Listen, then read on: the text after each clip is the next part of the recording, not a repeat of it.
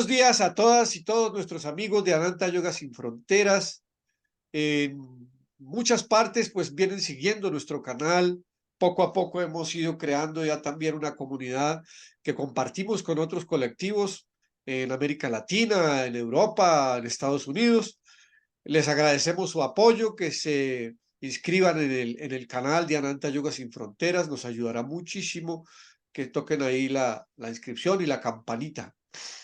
En el día de hoy traemos uno de los temas que está más actual, porque pues a raíz de la triste noticia de la muerte del profesor Enrique Dussel, eh, hemos recordado una cantidad de material que este autor argentino-mexicano, como lo veremos ahora, nos entregó a lo largo de su vida. Una vida llena de trabajo, de luchas, de mucha resistencia y sobre todo de una muy clara, de un claro compromiso con el desarrollo de una propuesta que hoy por hoy toma unos muy importantes ribetes de una bandera que hemos ido mm, construyendo, ya no solamente a partir del ejercicio propiamente de la filosofía, pues como un ejercicio académico, sino como una práctica constante, cotidiana, en la que también el profesor Dussel fue un ejemplo. Eh, Él nació en 1934 en Mendoza, Argentina, y murió, pues como decimos, hace una semana en el Ciudad de México.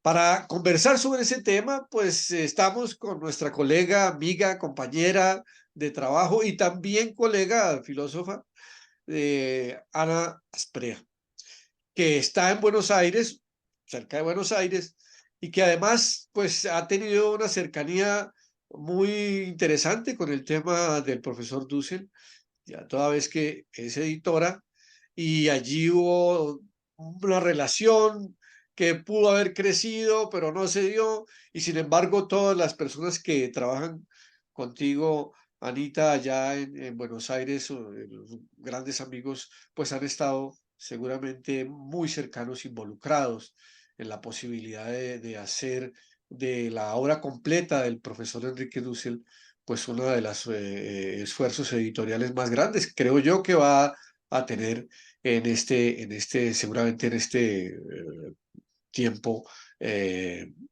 cercano, una edición. Bienvenida, Anita, nuevamente pues al aula abierta de Ananta Yoga Sin Fronteras. Te agradezco muchísimo este acompañamiento y vamos a conversar sobre el tema. Bueno, muchas gracias Roberto por invitarme, siempre encantada de participar de esta aula tan interesante y este día con este tema que es un tema realmente que una vez que lo conocemos nos compromete a seguir ahondando y a profundizar sobre las problemáticas que nos plantea el profesor Dussel. Bueno, uno de los temas, dijéramos, gruesos, más poderosos y fuertes del profesor Dussel es el de la filosofía de la liberación. Él dijéramos, allí con ese concepto creó su obra y la desarrolló a lo largo de su vida. Y desde allí, pues nos dio una cantidad de elementos que van desde la crítica a la historia de las religiones, desde la perspectiva exclusivamente eurocéntrica, haciendo una historia de la religión desde acá, desde América Latina.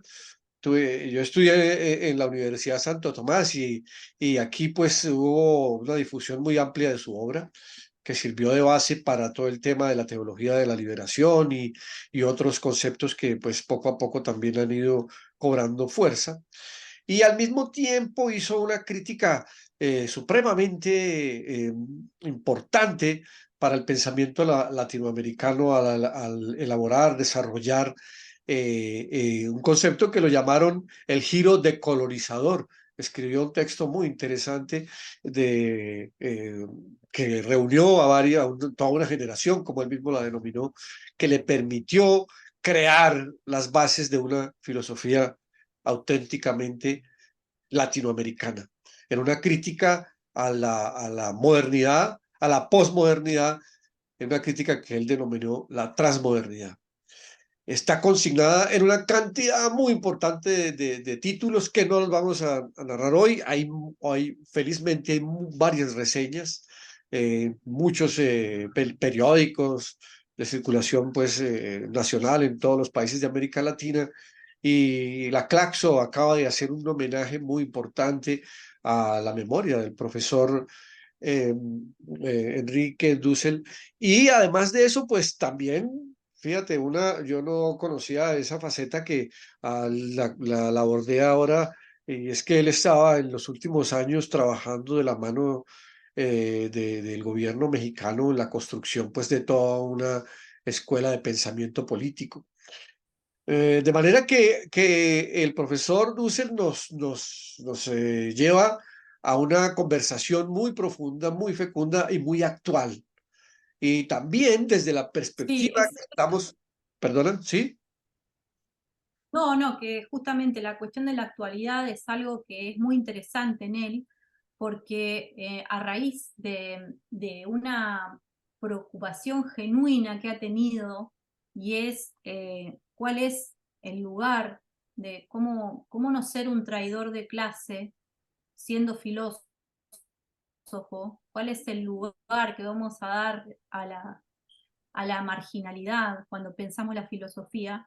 Él ha desarrollado constantemente ideas nuevas que se van actualizando, y lo más interesante es verlo con todo su bagaje conceptual, con toda su riqueza conceptual, abordando las últimas temáticas que le tocó tratar, como por ejemplo la temática, bueno, del neoliberalismo, de la pandemia, de los problemas en la ecología, ¿no? Los problemas serios que hay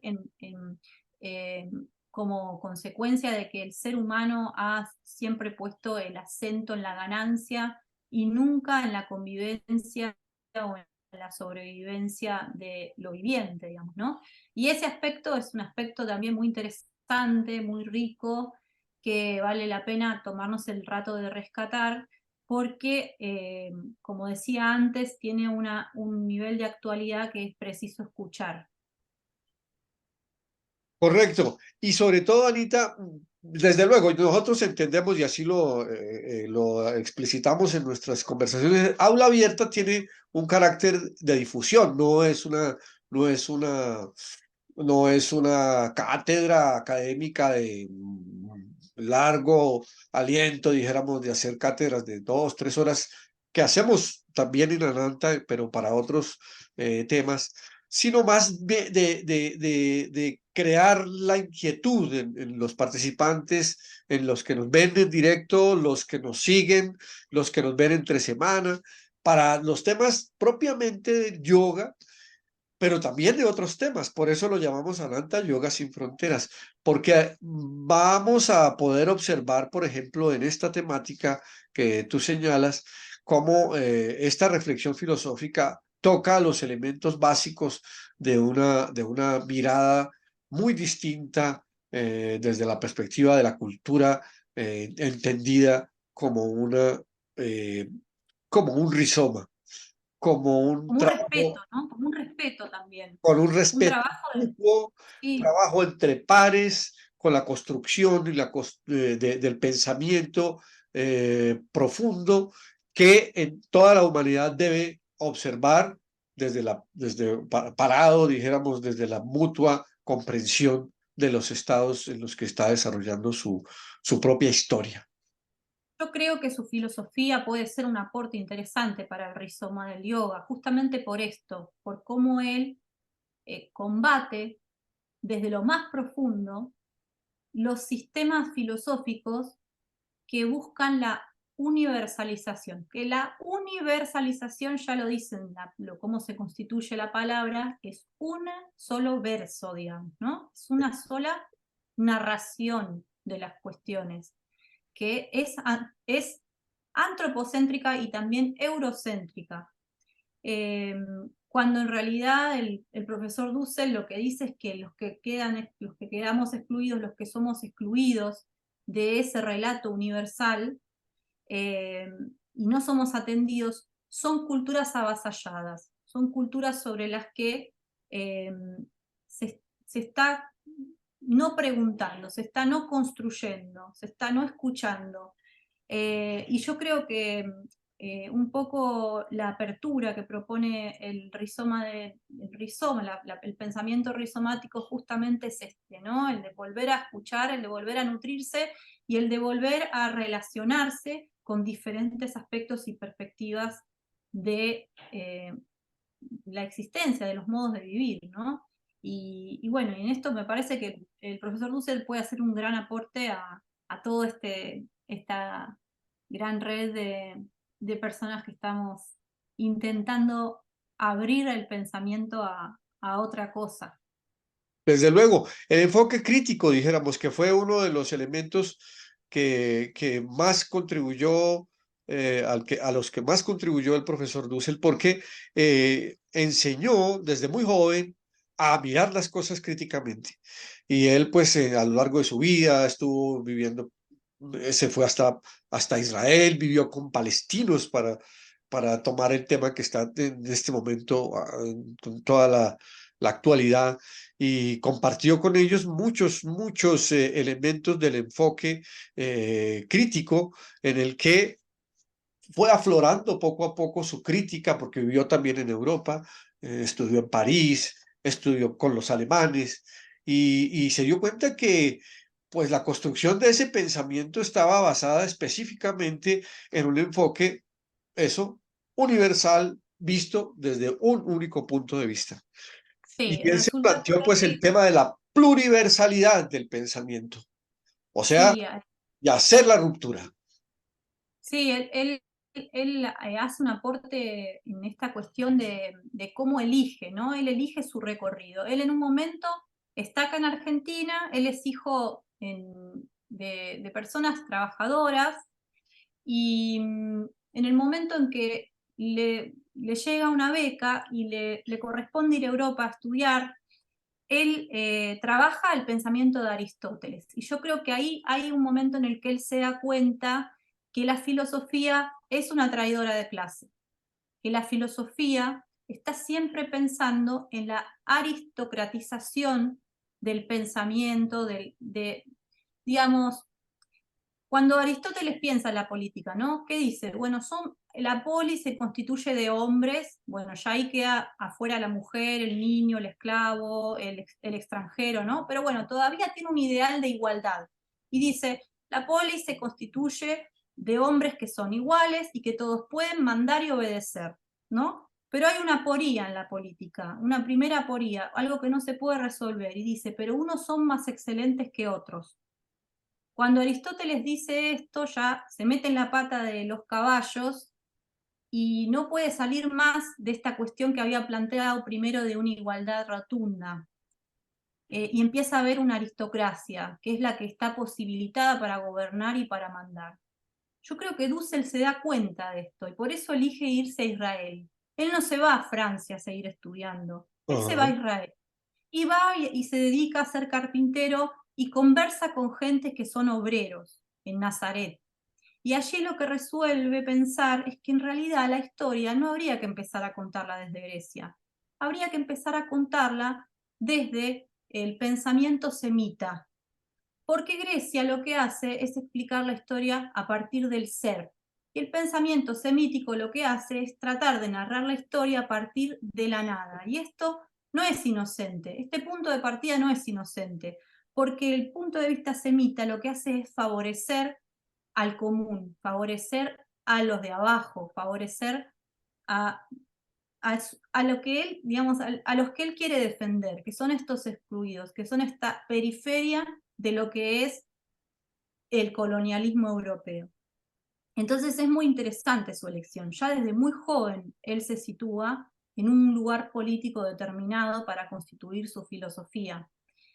Y bueno, y el desarrollo que hace a partir de ahí es muy interesante porque él realmente lo que busca es desarticular a todo el pensamiento que nosotros también como latinoamericanos en nuestras instituciones escolares heredamos, que es un pensamiento que está articulado a través de una cierta periodización de la historia, que no es inocente y que responde al relato de la conformación de los estados-nación.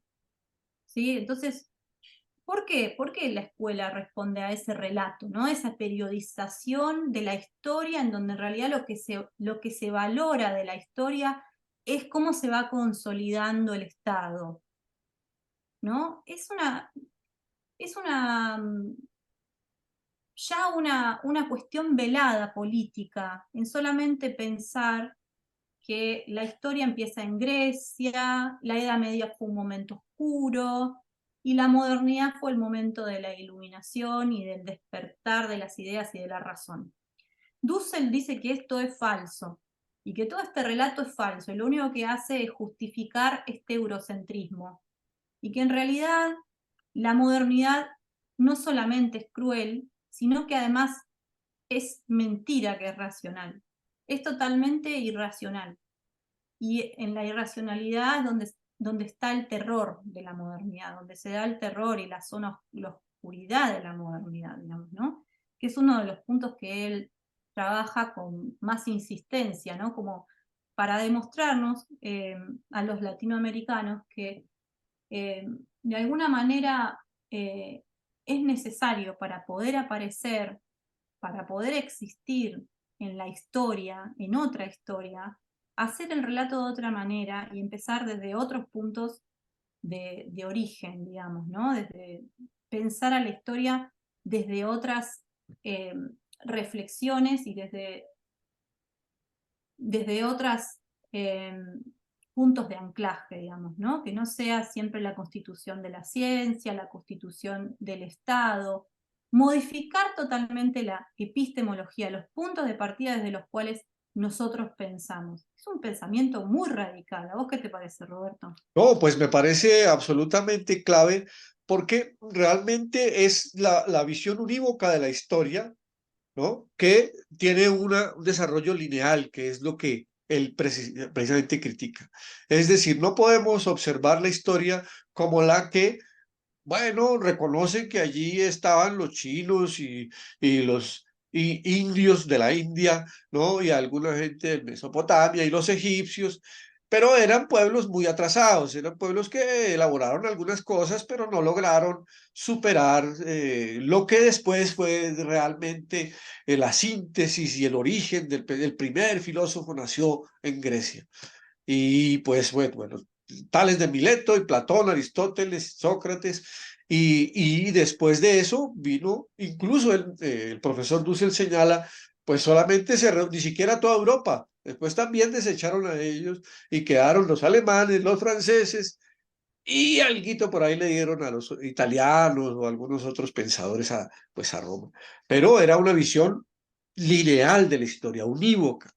Y el profesor Dussel hace esa crítica tan importante diciendo, no, tenemos que observar el desarrollo de la historia universal como un crecimiento, ¿no? Que fue otra cosa, que tuvo otros parámetros y para otros esa no fue la historia, esa no es la historia fue otra. Y si lo fuéramos a observar de esta manera, entonces tendríamos que construir otro mecanismo, ni siquiera un mecanismo, otra narrativa histórica que permita establecer cuáles fueron esos procesos. Sí, Y esto es muy incluso importante insistirlo desde la perspectiva de la visión que estamos planteando ahora aquí en América Latina.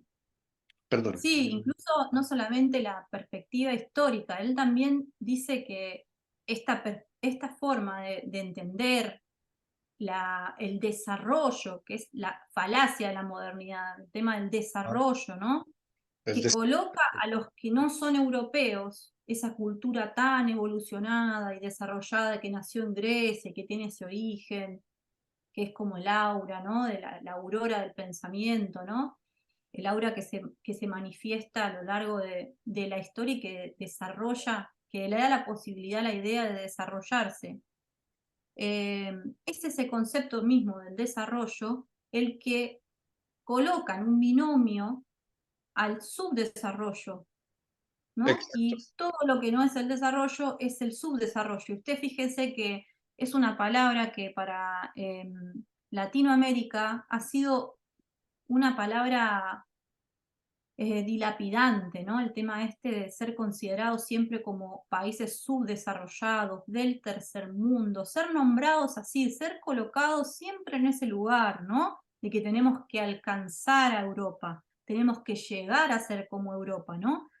Y bueno, y esto no es que se inventó en la década del 70, sino que son conceptos que flotaron a lo largo de esta estructuración del pensamiento moderno, y bueno, y realmente constituyeron y continúan constituyendo nuestra forma de pensar y nuestra forma de ser naciones, estados, porque esto se materializa, esta narrativa de la historia se materializa en nuestras constituciones, por ejemplo, en donde hay ciudadanos que son ciudadanos de primera y que están siendo representados en las constituciones, ciudadanos propietarios, blancos, que responden mucho a la lógica patriarcal, y hay pueblos originarios que son ni siquiera considerados personas, que han sido siempre considerados objetos, Ajá. objetos de uso para el conquistador, objetos de uso para el conquistador. Entonces,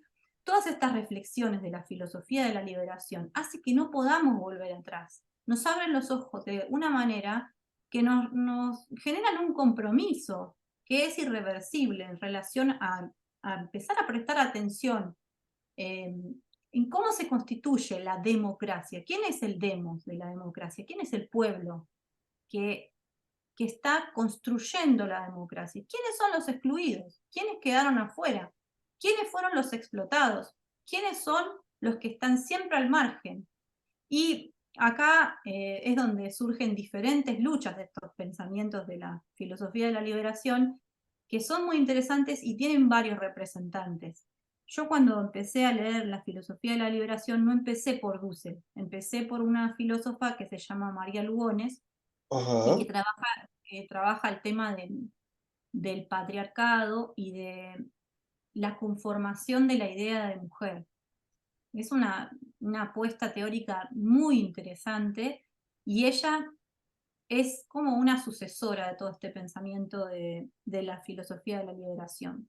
Ok. Toma ideas de Dussel, de Quijano, de Leopoldo Sea, que son todos unos actores muy importantes en todo lo que fue este debate y esta discusión que aún sigue viva y Claro. por suerte más viva Es- que nunca, está siendo muy retomada. Sí. Y bueno, ahora lo que vos comentabas antes, esto que te digo de la actualización de la filosofía de la liberación es muy importante. Y bueno, esta editorial, que es la editorial Las 40 de la Argentina, se ha comprometido a ir publicando la obra completa de Enrique Dussel, ya empezaron con algunos títulos y yo creo que es una apuesta interesante porque creo que son todos todas temáticas con las que como latinoamericanas y latinoamericanos nos tenemos que comprometer. Correcto. Sí, y me gustaría, Anita, hacer un, dijéramos, un primer núcleo allí. Es A decir, ver, la crítica del profesor Dussel es entonces la de mirar de una manera unívoca la historia, de además justificar el hecho de que esa civilización es dominante porque va a civilizar, a desarrollar a los otros pueblos que son subdesarrollados, que eso justificó prácticamente la violencia, por ejemplo, de todo lo que conocemos acá como pues fue la conquista y fue la agresión brutal a todos nuestros pueblos, ¿no? Y que además eso se justificaba. Y un elemento clave que hay allí es el de que nosotros mismos, las víctimas, debemos entendernos como víctimas, porque hay quienes dicen, no, pues eso era necesario, porque es que nosotros sí no, es somos que muy bruticos y entonces tenemos, necesitamos eso, porque ese es el ejemplo a seguir. Y es que fue tenemos una maldad todavía necesaria. ese discurso, ese mandato totalmente insertado. Mira, fíjate que el presidente actual en la Argentina Ajá. ni bien comienza su mandato, Nubaque dice, los argentinos descienden de los barcos. Sí, Dijo sí, sí, sí, eso, sí. Sí, sí, sí, sí, ¿no? oye, Y semejante entonces ahí cosa. uno dice, mire el nivel de negación que tienen de Eso. esta tierra, Ajá, no solamente como algo disponible para el colonizador, sino como un suelo habitado. Un ajá, suelo habitado por pueblos que estaban organizados, que tenían sus niveles de civilidad, sí, que habían desarrollado sus órdenes políticos, que son muy valiosos y ojalá pudiéramos estudiarlos y comprenderlos para mejorar lo que estamos viviendo nosotros ahora, ¿no? clarísimo. Como referencia crítica a lo que estamos viviendo ahora, ¿no? Ajá. ¿Por qué tanta subestimación, como animalización del otro, ¿no? En donde se pudo cometer los genocidios que se cometieron. Entonces, este tema también de América como el recurso disponible es un problema que todavía nos está sucediendo, el Es una extractivismo. justificación de la violencia, ¿no? Pero Yo además he el oído por ahí. extractivismo, las políticas neoliberales de extractivismo que estamos sufriendo, ¿no? Que destruyen al planeta, más allá de que sea nuestra tierra o no, que tengamos identidad nacional y que seamos eh, estemos a favor de la soberanía o no, o que seamos anarquistas. De todas maneras se está destruyendo lo viviente, ¿no? ¿Y eso a qué responde? Responde todavía a esa lógica, ¿no? De seguir avasallando y de seguir usando al otro, digamos, ¿no? Que en este caso sería nuestro suelo, Sí, la nuestro, justificación de la violencia sí, y de la destrucción del entorno natural. Y allí es donde el profesor Dussel también trabajó más adelante, hace un poco de tiempo, que fue además una conversación en medio de la pandemia sobre el buen vivir que me llamó mucho la atención. Yo por eso volví a retomar un poco el conocimiento de su trabajo, porque él señala cómo los pueblos de Latinoamérica, los pueblos indoamericanos, para llamarlo así, mesoamericanos los llaman otros, bueno, los pueblos autóctonos nuestros señalan de la importancia de la relación con el ambiente y con la naturaleza de una manera absolutamente distinta, que es la que, dijéramos, niega el capitalismo de manera persistente y práctica. Es decir, no solamente hay un discurso, sino hay una práctica constante de negación de la relación del ser humano con su entorno natural. Y que pues es también, dijéramos, una de las características básicas del capitalismo y sobre todo del neoliberalismo, o sea, el capitalismo salvaje, desbocado, que construye toda su riqueza a partir del deterioro de las relaciones con la naturaleza y con todos los otros seres vivientes, no solamente con los seres humanos. Y esa crítica es muy importante en la construcción del pensamiento del buen vivir, porque el profesor Dussel incluso señala cómo todo el enfoque de las civilizaciones indoamericanas y de otros, incluso de la India, de la China, de Mesopotamia, estaba basada en lo otro, como tú lo señalas, ¿no? En el enfoque del respeto persistente a ese entorno natural, a los otros seres vivientes, del respeto constante por todo el aporte, dijéramos, sobre el que está construida esa cultura, esas culturas. Y eso fue supremamente importante en la ruptura del pensamiento unívoco, ¿no? Que enfocaba a partir de desarrollo como la construcción solamente de las máquinas y no de los seres humanos, que es la discusión planteada por el profesor Dussel. Yo creo que allí hay un enfoque sumamente interesante y que nos sirve para la crítica que estamos haciendo actualmente, ¿no? Es decir, esa discusión que estamos planteando desde Ananta y de otros colectivos, como le decíamos al comienzo, en la que el rizoma nos da esa posibilidad de entenderlo. sí, a mí me parece bueno, que este tema de de reconocernos latinoamericanos y de romper con esa imagen especular en donde somos los subdesarrollados, pero seguimos mirando a Europa, me parece que es fantástico porque nos libera la imaginación hacia otro tipo de pensamiento, Ajá. digamos, ¿no? Cuando decimos, ¿por qué? ¿Por qué seguimos reproduciendo modelos o seguimos pensando en torno a categorías que están caducas o que son categorías que nos mantienen reproduciendo órdenes que no nos satisfacen, que nos hacen infelices, que están destruyendo a los otros, que están destruyendo a nosotros mismos, que están destruyendo la diversidad, ¿no? Em, Enseguida se entra en un espacio en donde la imaginación empieza a jugar un papel fuerte. Y en esa posibilidad de la imaginación es donde realmente puede llegar a haber un atisbo de una modificación política interesante, ¿no? En relación a, bueno, a todas las relaciones humanas, ¿no? A los vínculos humanos, incluso a los vínculos también con lo no humano, con lo viviente no humano,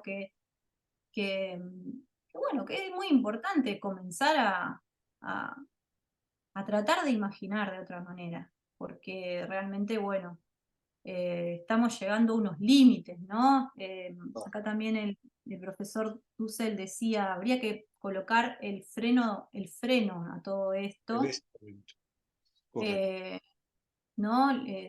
Era una cita, creo que a Benjamin o otro filósofo que él usaba para decir que deberíamos colocar el freno a todo esto, a toda esta reproductibilidad que hay de algo que no funciona, y sin embargo pareciera ser que el capitalismo se acelera cada vez más. Y el capitalismo como forma de representación económica de lo que es esta idea de la modernidad que sigue funcionando. Entonces, bueno, ahí también se convierte en una crítica totalmente actual, como decíamos antes. Los desembolsos del FMI nos imponen medidas que tenemos que tomar en nuestro propio territorio, ¿no? Es una cosa tan actual y tremenda. Y Sí, bueno, y él termina, perdón, Robert. no, quería decir esto, que el mandato, dijéramos así, de una eh, toma de conciencia, que es una de las discusiones que plantea en otros textos, artículos, de los muchos que publicó, de la toma de conciencia exige pues también una praxis, ¿no? Es decir, no es posible solamente observar el fenómeno, sino es necesario actuar para transformarlo, para revertir esa tendencia, pues que inevitablemente toca abordarla, abocarla, confrontarla. Sí, y justamente también acá quería leer un último parrafito en Ajá. donde trabaja este tema, porque Dussel no solamente hace la crítica, sino que también propone un modo de praxis. Y Sí, él dice, discutiendo con la Escuela de Frankfurt y con los postmodernos, él dice que en realidad la posmodernidad solamente critica de la modernidad esa cuestión en la que cae con el tema del terror, ¿no? Del tema de la violencia y de los genocidios, pero que en realidad eh, se olvidan de profundizar un poco más en el problema cultural que hay, ¿no? En el problema de la falta de respeto a las culturas. Entonces, eh, dice que el concepto, en vez de posmodernidad, debería ser el concepto de transmodernidad, correcto. ¿no? Y ahora lo voy a leer, y dice así: la realización de la modernidad ya no descansa en el pasaje de su potencial abstracto a su real, Europa, encarnación. Más bien descansa hoy en un proceso que trascendería la modernidad como tal, una transmodernidad en la cual ambas, modernidad y su alteridad negada, que son todas las víctimas, correalizan ellas mismas un proceso de mutua fertilización creativa. ¿Qué significa esto? Transmodernidad, como proyecto de política, económica, ecológica, erótica, pedagógica y religiosa liberación, es la correalización de lo que es imposible cumplir para la modernidad por sí misma. Esto es, solidaridad incorporativa que he llamado analéctica. Este es otro concepto de él que desarrolla muy profundamente y acá solamente lo menciono, ¿no? Entre centro-periferia, hombre-mujer, diferentes razas, diferentes grupos étnicos, diferentes clases, civilización, naturaleza, cultura occidental, cultura del tercer mundo, etc. Es decir, esto de la analéctica lo que es como si fuese una especie de fusión, ¿no? De pérdida de este binomio, de entrecruceamiento, de contaminación entre un concepto y otro, ¿no? Y termina así: para que esto suceda, la otra cara negada y victimizada de la modernidad, la periferia colonial, la India, el esclavo, la mujer, el niño, las culturas populares subalternas, deben, en primer lugar, descubrirse a sí mismas como inocentes, como víctimas inocentes de un sacrificio ritual, el cual, en el proceso de descubrirse a sí mismas como inocentes, deben ahora juzgar a la modernidad como culpable de una violencia originaria, constitutiva e irracional. Digamos, en el momento en que las víctimas se perdonan a sí mismas, comprenden que hubo violencia y esto enseguida desarticula el vínculo de, digamos, de subalternidad y comienza a haber una igualación, aunque sea después de tanto sufrimiento, ¿no? Pero por lo menos un momento de igualación en el que se puede de alguna forma empezar a conversar desde la paridad y sin seguir sometiéndose al pensamiento de esta asimetría que manejamos desde la conquista de América, ¿no es cierto? Y bueno, y como habíamos quedado, Robert, podríamos finalizar con todo lo que hemos conversado, eh, terminando de nombrar estos puntos clave de nuestra conversación como ordenadores de todo lo que fuimos diciendo. ¿Qué te parece? Me parece maravilloso. ¿Cuáles son esos tips, esos puntos? Bueno, los puntos claves de lo que conversamos hoy fue, en primer lugar, el trabajo que hizo Enrique Dussel para la salida del eurocentrismo. En segundo punto sería la filosofía de la liberación, que fue todo un estudio muy arduo que hizo él de esta descentralización de Europa, de su eje, digamos, central, para pasar a pensar en cómo se puede salir de la subalternidad.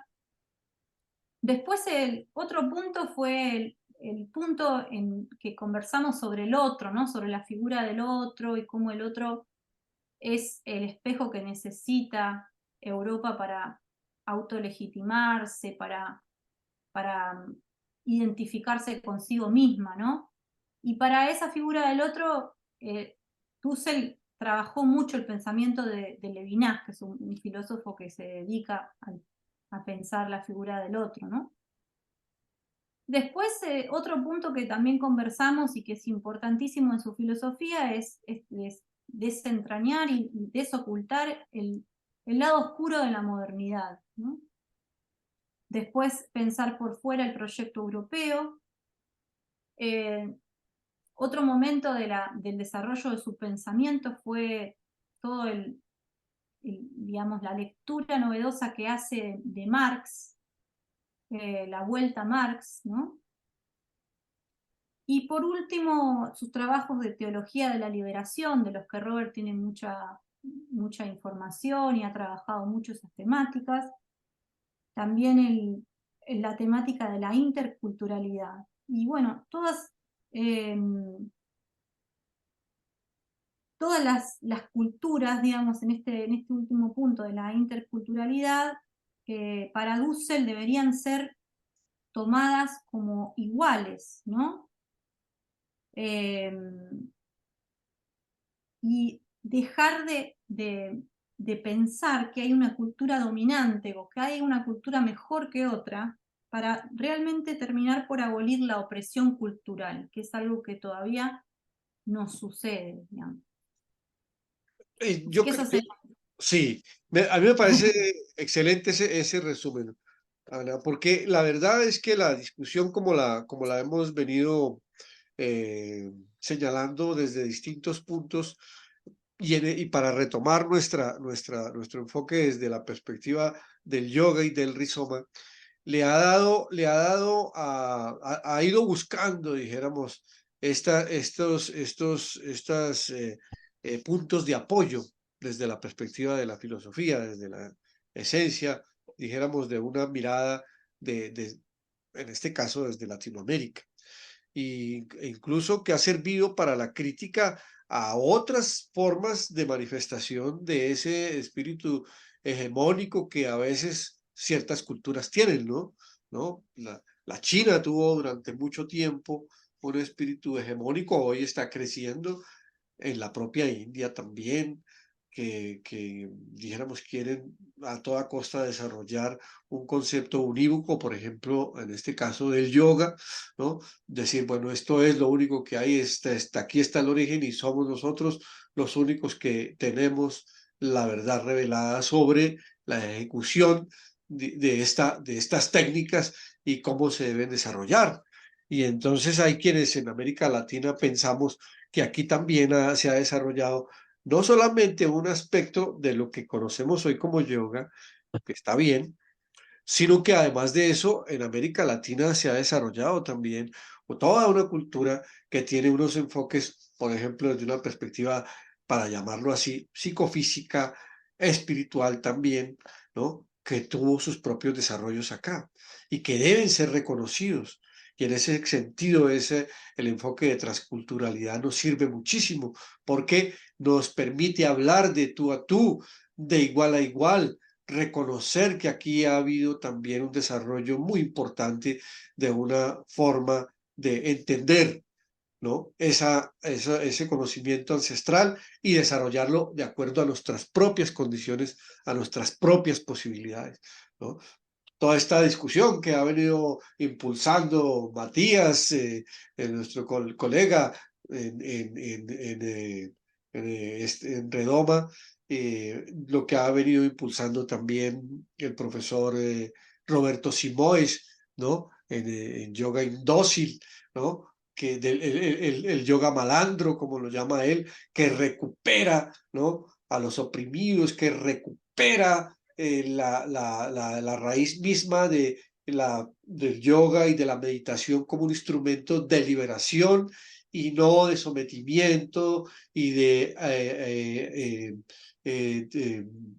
aceptación del mundo como está, ¿no? Sino que nos invita, nos convoca a actuar y a utilizar la revitalización natural que el yoga nos da como forma de lucidez para enfrentar mejor esas transformaciones y enfrentar mejor la transformación que requiere nuestra realidad actual. Y entonces allí es donde uno encuentra esa relación tan interesante, ¿no? Porque por eso es que el profesor Dussel hace también esa crítica a esa visión eh, lineal de la historia, premodernidad, modernidad, posmodernidad, y dice, no, hay una transmodernidad que nace antes que la modernidad y que es la que deberíamos recuperar y es la que nos enseña que todas estas otras aportes de las otras culturas, de otras civilizaciones, son tan importantes o incluso en algunos aspectos más Sí, importantes que la sí. que nos entregaron desde Europa. Un señalamiento muy, muy interesante y que es muy sintético también, como a veces es la forma del pensamiento filosófico, es que es esto que dice el profesor Dussel, que detrás de toda asimetría hay una falacia. Sí, Detrás de toda asimetría hay una falacia. Y descubrir esa falacia nos libera.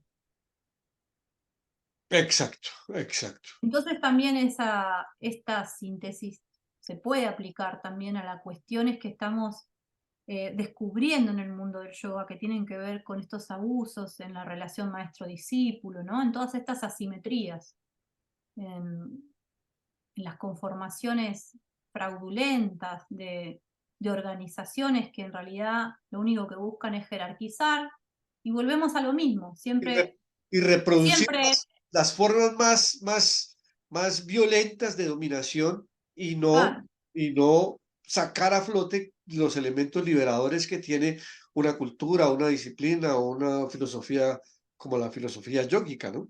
Que es lo que me parece más importante a destacar en estas discusiones que se han venido dando a lo largo de los últimos años, ¿no? Y allí hay un elemento muy importante, Anita, que quisiera unos estudiantes, a la Silvia Solorio y Juan Diego Ortiz, en un artículo que encontré, dice la transmodernidad como posibilidad de realización de otro mundo, una mirada desde el pensamiento de Enrique Dussel. Ellos proponen un resumen, dijéramos, también de este concepto de la transmodernidad en los siguientes términos. Dice, el proyecto transmoderno de Dussel busca trascender los vicios del proyecto moderno y posmoderno que han resultado insostenibles para el planeta, como lo es su economía capitalista que devasta la naturaleza, o las relaciones interhumanas que han dejado de ser tal en tanto que los humanos se vuelcan sobre su egoísmo tras la promoción hegemónica de una individualidad que les impide empatizar con las necesidades de otros seres y otras culturas, motivo por el cual la transmodernidad dusseliana persigue la creación del transcapitalismo que redefina la relación del hombre con la naturaleza, volviéndola más consciente desde una mirada ecológica y de paso desembarazarse de las pretensiones homogeneizadoras del capitalismo global. Y le dan la palabra a Dussel en el artículo que escribió el profesor, que se llama Sistema, Mundo y Transmodernidad. Y con eso, dijéramos, cierran el bloque diciendo, en palabras de Dussel, transmodernidad futura, multicultural, polifacética, híbrida, poscolonial, pluralista, tolerante, democrática, pero más allá de la democracia liberal y del Estado moderno europeo, con espléndidas tradiciones milenarias, respetuosas de la exterioridad y afirmativa de las identidades heterogéneas. Es el retorno a la conciencia de las grandes mayorías de la humanidad de su inconsciente histórico excluido. Constituye un mundo más humano y complejo, más apasionante y diverso, manifestación de la fecundidad de la especie humana durante milenios en un mundo transmoderno. Ese es hermoso, el resumen de él. O sea, el rizoma, hermoso, es decir, es reconocer hermoso, sí, a todos los otros. Muy interesante. qué hermoso, qué lindo texto, Robert. Bueno, hoy los queremos dejar entonces con esos abrebocas. Es un poco como lo hemos insistido El nosotros. aguijón, les dejamos el aguijón. Sí, sí, sí, sí. Lo que queremos es tocarlos, decirles que hay muchísimo, muchísimo material más allá de las fronteras del yoga, ¿no? Que no solamente Patanjali, ¿no? Que hay muchos otros que nos han invitado a pensar el mundo de otra manera, que nosotros quisiéramos también retomar ese pensamiento y encontrar otras formas de analizar el mundo y de transformarlo a partir de nuestra propia experiencia. Y uno de ellos fue el profesor Enrique Dussel, a quien invitamos constantemente a leer y a que tengan ustedes sobre la mesa algunos de los artículos que están saliendo hoy y que están en Internet. Hay muchos ya en Internet que han vuelto a publicar investigaciones. Acá en Colombia encontré a un profesor que hizo una muy buena síntesis de su pensamiento. Pues encontré sus textos, no lo he podido encontrar a él, pero lo voy a invitar porque me gustaría mucho poder conversar con él sobre estos temas. Entonces, pues esa es la invitación, Anita. ¿Qué otra cosa podemos decirle a nuestros amigos, nuestras amigas? No, hermoso, lo mismo, disfruten las lecturas, exploren la filosofía de la liberación que es maravillosa, lean los textos de María Lugones, también las chicas que tengan ganas de fundamentar su feminismo con unas argumentaciones espectaculares. Y bueno, eso, los estamos acá convidando con esta conversación para inspirar todas las lecturas y aperturas que se les ocurran y caminos diversos que después nos cuenten a nosotros. Clarísimo, clarísimo. Sí, pues, desde luego, como decimos, es absolutamente imposible en una conversación como esta, de aula abierta, que la hacemos tan precisa y con un tiempo corto, tocar toda la obra del profesor Dussel, pero allí está, pues, esa invitación para que hoy, pues, en este día, le rendimos este reconocimiento, este homenaje y queriendo invitar a todas y todos a que nos acompañen en esas lecturas. Un abrazo muy grande, Anita. Muchísimas gracias a todas nuestras amigas y amigos que nos ven en América Latina. Los invitamos el próximo sábado a otra nueva aula abierta en donde tocaremos algunos otros de los temas que nos apasionan a todos en este mundo de Ananta Yoga sin fronteras. Muchas gracias y nos vemos en 8 días. Gracias Roberto por el espacio hermoso. Muchas gracias por la Muchísimas invitación. gracias a ti.